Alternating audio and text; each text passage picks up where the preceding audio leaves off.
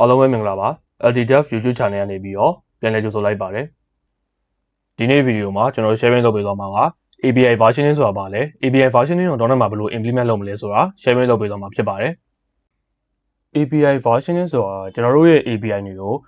version 1 version 2 version 3စသဖြင့်ကျွန်တော်တို့ခွဲပြီးတော့ release လုပ်တယ်လို့ပြောလို့ရတယ်ဥပမာအနေနဲ့မြင်အောင်ကြည့်မယ်ဆိုရင်ဒါကျွန်တော်တို့ရဲ့ API တွေကိုတပ်ပါတီကနေခေါ်သုံးထားတာမျိုးရှိရဆိုရင်ဒါကျွန်တော်တို့ initial release ပေါ့နော်ပထမ version တစ်ခုဒါ stable ဖြစ်တဲ့ version တစ်ခုကျွန်တော်တို့စီမှာရှိမယ်အဲ့ဒါကိုကျွန်တော်တို့ကနေပြီးတော့နောက်ထပ်ဒီ breaking changes တွေဖြစ်တဲ့ကျွန်တော် functionality ပြောင်းတာတို့ business logic ပြောင်းတာတို့ကျွန်တော်နောက်ထပ်ကျွန်တော်တို့ API contract တွေပြောင်းတာဒီကျွန်တော်တို့ request model response model စကျွန်တော်တို့စသဖြင့်ပေါ့နော်ဒီ video တွေမှာရှိတဲ့ field တွေကိုကျွန်တော်တို့ rename လုပ်တာ remove လုပ်တာအသစ်ထပ်တိုးတာပေါ့နော်စသဖြင့်ကျွန်တော် data type တွေပြင်တာအဲ့လိုမျိုးကျွန်တော်တို့ဒီမှာ changes တွေရှိခဲ့တယ်ဆိုရင်ကျွန်တော်တို့ကဒီ stable ဖြစ်တဲ့ version ကိုသွားမထိတော့ဘဲနဲ့ကျွန်တော်တို့ဒီနောက်ထပ် version တစ်ခုအနေနဲ့ပဲ release လုပ်တယ်ကျွန်တော်တို့ဒီ API version တွေဘယ်နှမျိုးရှိလဲဆိုရင်၃မျိုးရှိရပါတော့ URL version တွေ header version တွေနဲ့ query string version တွေဆိုပြီးတော့၃မျိုးရှိရယ်လက်ရှိကျွန်တော်ကိုယ်တိုင် industry မှာအသုံးပြုနေတဲ့နည်းလမ်းနဲ့ကျွန်တော် prefer လုပ်တဲ့နည်းလမ်းကကျတော့ URL version တွေဖြစ်တယ်ဒီနေ့ video မှာလည်းကျွန်တော် URL version တွေကိုတော့မှာဘယ်လို implement လုပ်မလဲဆိုတာကိုပြပြပေးသွားမှာဖြစ်ပါတယ် Okay so ကျွန်တော်တို့ URL version တော့မှာဘယ်လိုလုပ်လဲသိဖို့အတွက် project အသစ်တစ်ခုစောက်ပြီးတော့ရေးကြည့်မယ် API project တစ်ခုကျွန်တော်စောက်လိုက်မယ်.NET version ကို 8.0 ပဲပေးမယ်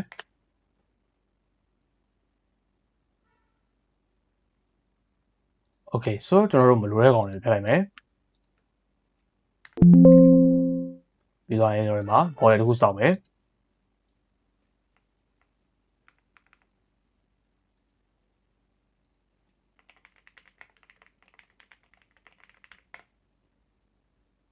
Okay ဒါဆိုရင်ကျွန်တော်ဒီမှာ sample key ပေါ့နော်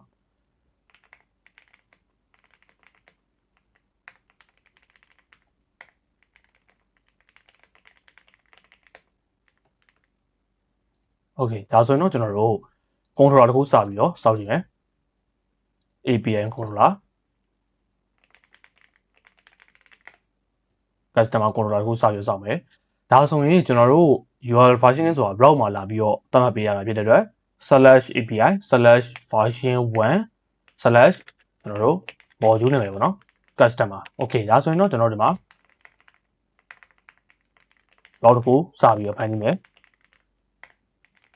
public ISO result ကျွန်တော်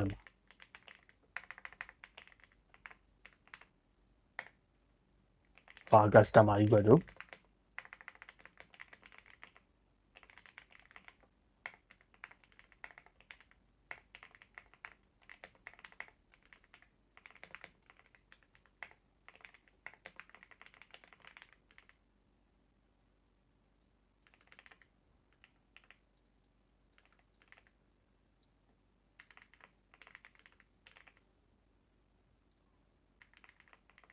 Okay ဒါဆိုရင်ကျွန်တော် customer 3ယောက်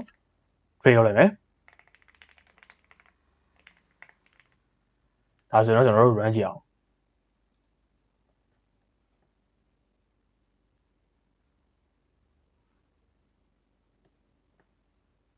Okay ဒါဆိုရင်ကျွန်တော်ဒီမှာ execute လုပ်မယ်ဆိုရင် customer 3ယောက်ထွက်လာမယ်ဒါကကျွန်တော်တို့ဒီ URL version နည်းပေါ့နော် Okay ဒါကျွန်တော် controller အောက်မှာပဲတွားလာတာဖြစ်တယ်ကျွန်တော်တို့ vertical slice architecture နဲ့တွားမယ်ဆိုရင် feature အောက်မှာတွားလဲအတူတူပဲတွားလို့ရတယ်အဲ့တော့ဒါကျွန်တော်တို့လက်ရှိမှာတော့ controller define လေးပဲရှိရယ်တော့တကယ်ဒီ enterprise project တွေမှာဆိုရင်ကျွန်တော်တခြားသော module တွေအများကြီးရှိရယ်တခြားသောကျွန်တော်တို့ဒီ controller file တွေအများကြီးရှိနေတဲ့အတွက်ဥပမာကျွန်တော်ဒီလိုရေးထားမယ်ဆိုလို့ရှိရင်ကျွန်တော်တို့ကဒီ customer controller file ထဲမှာဒီ route ကကျွန်တော်သတ်မှတ်ပြီးသားဖြစ်တယ်ပေါ့နော်လက်ရှိကျွန်တော်တို့ဒီအတိုင်းသွားမယ်ဆိုရင် route ကသတ်မှတ်ပြီးသားဖြစ်တယ်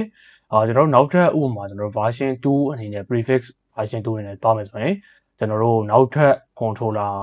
တစ်ခုကျွန်တော်တို့ create လုပ်ရမှာเนาะ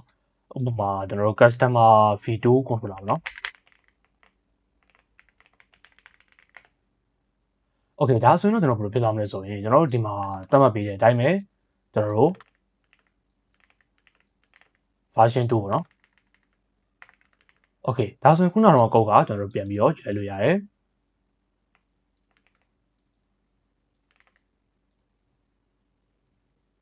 ဒါဆိုကျွန်တော်တို့ဒီမှာနောက်ထပ် customer တယောက်ထပ်ပြီးတော့တိုးလိုက်မယ်เนาะကျွန်တော် Gen X ဆိုပြီးတော့တိုးလိုက်မယ် Okay ဒါဆိုရင်ကျွန်တော်တို့ဒီမှာပြန်ပြီးတော့ run ကြည့်အောင် Okay ဒါဆိုကျွန်တော်တို့ဒီမှာ customer ခုနကတော့ကျွန်တော်တို့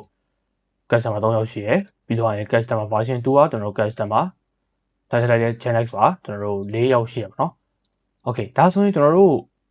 ဒီကောင်ကျတော့ best practice တော့မဟုတ်ဘူးဘာကြောင့်ဆိုကျွန်တော်တို့နောက်ထပ်တခြားသော controller တွေများနေတဲ့အတွက်ဒီကောင်ကဒါပို့ပြီးတော့ပွာလာနိုင်တယ်အဲ့တော့ကျွန်တော်တို့ enterprise မှာတွားတဲ့ပုံစံနဲ့တစ်ချက်ပြန်ပြီးတော့တွားကြည့်မယ်ဒါဆိုရင်ကျွန်တော်ဒီနှစ်ကောင်လုံးကိုကျွန်တော်ခဏဖြတ်လိုက်မယ်ဒီ code ကိုကျွန်တော်ခါယူလိုက်မယ်နော် Okay ပြီးတော့ကျွန်တော်ဒီနှစ်ကောင်လုံးကိုဖြတ်လိုက်မယ်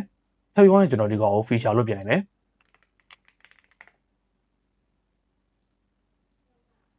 ကျွန်တော် version 1ဆိုပြီးထားလိုက်မယ် Okay ပြီးတော့ကျွန်တော်ဒီမှာ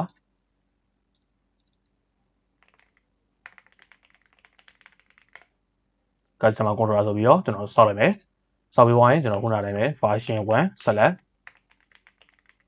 ဆိုတော့ကျွန်တော် RESTful API လည်းဖြစ်တယ်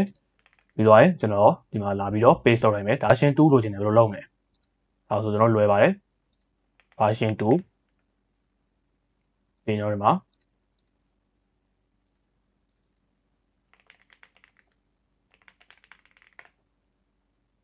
Okay ဒါလေးပဲကျွန်တော်ဒီမှာဒီကောင်ကိုကျွန်တော်ယူလိုက်မယ်နော်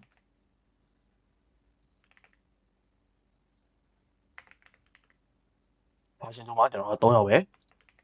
ထားလိုက်မယ် Okay ဒါဆိုရပြီဒါဆိုကျွန်တော်ဒီမှာ V1 မှာနောက်ထပ်ကျွန်တော်တို့ controller တွေအများကြီးဖြစ်လာနိုင်တယ်ဘယ်လိုမျိုးလဲဆိုတော့ထားပါတော့ကျွန်တော် alt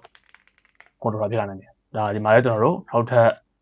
တခြားသော controller တွေပေါ့နော်ဥပမာထားပါတော့ကျွန်တော်တို့ alt ပဲနော်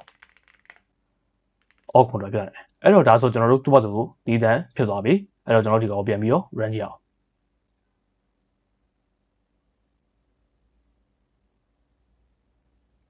Okay ဒါဆိုရင်တော့ကျွန်တော်တို့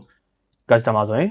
customer data ဒါကျွန်တော်တို့ version 2ကကျွန်တော်တို့3ယောက်ပဲရှိရယ်ကျွန်တော်တို့ version 1မှာ ready မယ်ဆိုလို့ရှိရင်